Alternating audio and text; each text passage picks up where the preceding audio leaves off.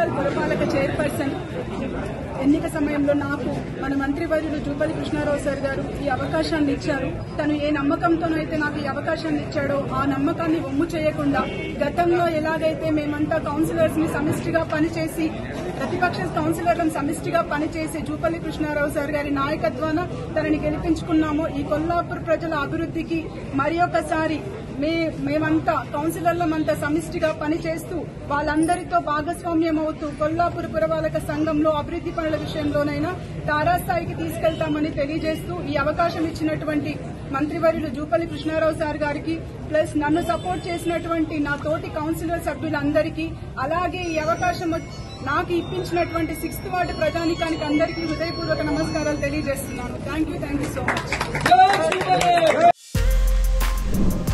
For more videos like this, subscribe Big TV channel.